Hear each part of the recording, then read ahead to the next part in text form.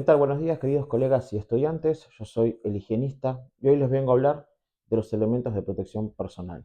Bien, los EPP o elementos de protección personal se consideran como aquellos equipos destinados a proteger al trabajador de diversos riesgos a los que está expuesto. Debemos considerarlos, digamos, como la última barrera de control o de protección. ¿Por qué? Porque previamente nosotros tenemos que implementar las jerarquías de control. Es decir, tratar de eliminar el riesgo o sustituirlo o aplicar controles de ingeniería, controles administrativos y por último los EPP. Una vez que se determinan los elementos de protección personal para cada puesto de trabajo, su uso es individual y obligatorio. Quiere decir que los trabajadores tienen que utilizarlos sí o sí. Y cada EPP es para cada trabajador de manera individual. El marco normativo, nosotros tenemos por un lado el decreto 351 en su capítulo 19 establece las características de cada tipo de elemento de protección personal y qué es lo que debe cumplir. Por otro lado tenemos la resolución 896 del año 99 de la Secretaría de Industria y Comercio que establece que los EPP tienen que estar homologados y certificados. Si nosotros entregamos elementos de protección personal que no cumplen con la homologación y certificación, para la normativa no los estamos entregando, o sea, estamos en infracción.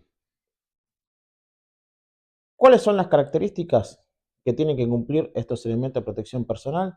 Bueno, obviamente tienen que ser acorde al riesgo, no deben limitar los movimientos o la visual, o sea, no deben generar un obstáculo, tienen que ser adaptables a la anatomía del trabajador, tienen que ser de adecuada durabilidad o resistencia o de adecuadas propiedades, no tienen que estar defectuosos y no se deben reparar. Sí hay elementos de protección personal que obviamente tienen, digamos, componentes que son intercambiables. Ahora bien, desde el punto de vista de la clasificación, nosotros los podemos clasificar como elemento de protección personal de lo que es la cabeza, donde tenemos el casco, la protección visual, la protección facial, protección auditiva, protección respiratoria. Elemento de protección personal de las extremidades superiores, donde tenemos los guantes y distintos tipos de guantes acorde a los riesgos. Elementos de protección personal de las extremidades inferiores, donde tenemos los zapatos, zapatillas, botas de seguridad y elementos de protección personal del tronco y otros, como pueden ser también arnés de trabajo.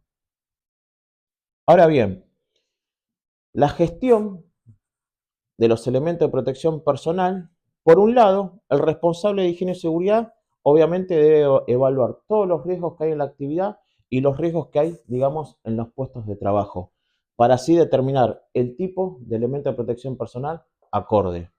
Una vez que están determinados todos los tipos de elementos de protección personal que se necesitan, se gestiona la compra. Cuando nosotros vamos a comprar los EPP, obviamente lo vamos a comprar en cantidades. Vamos a tener elementos de protección personal, como pueden ser los zapatos, que vamos a comprar las cantidades justas y necesarias acorde a los trabajadores, y otros elementos de protección personal que son consumibles. ¿Y a qué me refiero con esto? Guantes descartables, anteojos, protectores auditivos endaurales, esos los vamos a comprar por cajas. ¿Por qué? Porque son elementos que generalmente se rompen y se tienen que intercambiar. Una vez que se gestionó toda la compra, los debemos almacenar y la entrega y distribución lo va a hacer, digamos, el responsable o el técnico auxiliar, mediante la resolución 299, que es el formulario de entrega de elementos de protección personal por cada trabajador. En este formulario se especifica qué tipo de elemento de protección personal, la marca, el modelo, si está certificado, la cantidad, la fecha de entrega y obviamente la firma del trabajador. Y sobre eso nosotros tenemos que dejar, digamos, el registro.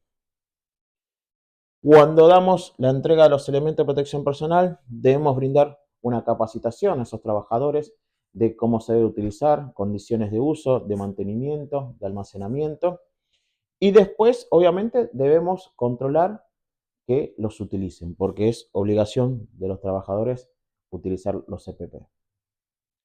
Si te gustó el video, dale like, compartilo Seguí mis redes para más contenido. Muchas gracias.